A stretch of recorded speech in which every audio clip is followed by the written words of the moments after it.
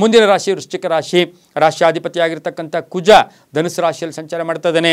ಈ ರಾಶಿಯವರಿಗೆ 3ನೇ ಮನೆಯಲ್ಲಿ ರವಿ ಸಂಚಾರ ಆಗ್ತಾ ಇದೆ. 3ನೇ ಮನೆಯಲ್ಲಿ ಸಂಕ್ರಮಣ ಆಗ್ತಾ ಇದೆ. 3ನೇ ಮನೆಯಲ್ಲಿ ಸೂರ್ಯ ಭಗವಾನರು ಶನಿಯ ಮನೆಯಲ್ಲಿರ್ತಕ್ಕಂಥ ಸಂದರ್ಭಕ್ಕೆ ಅನುಸಾರವಾಗಿ ಫಲಾಫಲಗಳನ್ನು ನೋಡೋಕೆ ಹೋದಾಗ ಈ ರಾಶಿಯವರಿಗೆ 7 ಗ್ರಹಗಳ ಶುಭ ಫಲ, ಆಕಸ್ಮಿಕವಾಗಿ ರಿಸಲ್ಟ್ಸ್ ಬರ್ತಕ್ಕಂಥದ್ದು.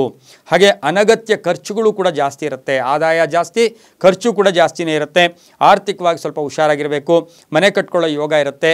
ನಿರೀಕ್ಷಿತ ಫಲಗಳು ಅಥವಾ ನಿರೀಕ್ಷಿತ ಯೋಗಗಳು ಕೂಡ ಸಿಗ್ತಕ್ಕಂಥ ಯೋಗ. ಪ್ರಯಾಣ ಯೋಗ, ವಿದೇಶ ಪ್ರಯಾಣ ಯೋಗ, ಮನೆಗೆ ಅಥವಾ ಆಭರಣ ತಗೊಳ್ತಕ್ಕಂಥದ್ದು, ಬಂಗಾರ ಆಗ್ಬೋದು, ಏನೇ ವಸ್ತು ಆಗ್ಬೋದು, ಯಾವುದೇ ಬೆಲೆ ಬಾಳ್ತಕ್ಕಂಥ ವಸ್ತು ಕೊಂಡ್ಕೊಳ್ತಕ್ಕಂಥ ಯೋಗ ವೃಶ್ಚಿಕ ರಾಶಿಯವರಿಗಿರುತ್ತೆ. ರಾಜಕಾರಣಿಗಳಿಗೆ ಶುಭ ಆಗುತ್ತೆ. ವಿದ್ಯಾಭ್ಯಾಸದಲ್ಲಿ ಯಾರು ಆ ವಿದ್ಯಾ ಅಧ್ಯಯನ ಮಾಡ್ತಾ ಇರ್ತಕ್ಕಂಥ ವಿದ್ಯಾರ್ಥಿಗಳಿಗೆ ಶುಭ ಆಗ್ತಕ್ಕಂಥ ಯೋಗ. ಮನೆಯಲ್ಲಿ ಮಗಳೋ ಅಥವಾ ಮಗನೋ ಅವರ ಆರೋಗ್ಯದ ಸ್ವಲ್ಪ ಚಿಂತೆ ಕಾಡ್ತಕ್ಕಂಥ ಯೋಗ ಕೂಡ ಇರುತ್ತೆ.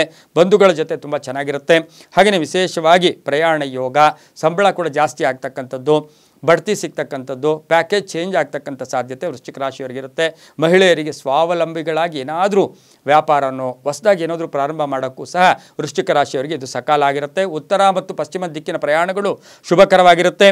ನೇರಳೆ ಮತ್ತು ಕೆಂಪು ಬಣ್ಣವನ್ನು ಉಪಯೋಗಿಸ್ಕೊಳ್ಳಿ. ತಮ್ಮ ಅದೃಷ್ಟ ಸಂಖ್ಯೆಗಳು 9 ಮತ್ತು 7 ಆಗಿರುತ್ತೆ. ಓಂ ಐಂ ಇಷ್ಟಾರ್ಥಾಯ ನಮಃ.